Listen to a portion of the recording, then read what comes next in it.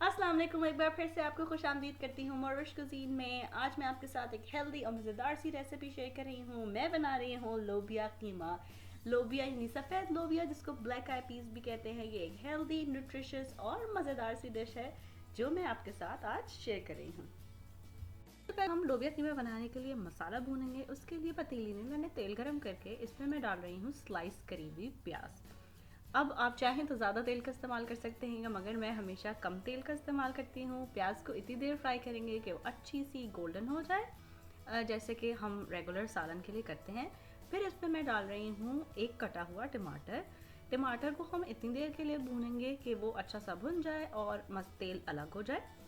फिर इसके अंदर अब हम शामिल करेंगे बाकी मसाला, जिसमें शामिल है लहसुन, अदरक, नमक, लाल मिर्च, हल्दी और धनिया। इन तमाम मसालों को अच्छी तरीके से इसके अंदर मिक्स करेंगे।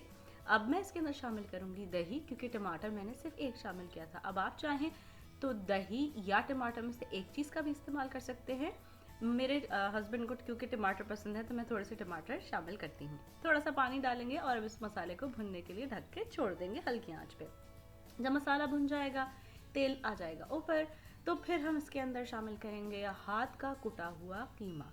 मैं चिकन का कीमा शामिल कर रही हूँ। आप चाहें तो गाय, बकरा, किसी भी जानवर का कीमा आप इस्तेमाल कर सकते हैं जो आपके घर में पसंद किया जाता है। अच्छी तरीके से कीमे को मसाले में मिक्स करके ढक कर अब कीमा भुन जाने तक हम इस डिश को पकाएंगे। जब ये कीमा अच्छा सा पक गया, भुन गया, अब टाइम है इसके अंदर असल चीज़ यानी लोबिया शामिल करने का। मैं क्योंकि कैन लोबिया शामिल कर रही हूँ, तो मैंने सिर्फ लोबिया को कैन से निकाल के धो के इसके अंदर शामिल किया है। लोबिया आपका पहले से, आपने अगर बगैर कैन का भी इस्तेमाल करना है तो पहले से उबाल के अलग से रख लीजिए और फिर इसके अंदर शामिल कीजिए। इसको भी ढक के हल्की आंच पे 5-10 मिनट के लिए दम पे छोड़िए और इस तरह ये हमारा लोबिया कीमा तैयार हो गया।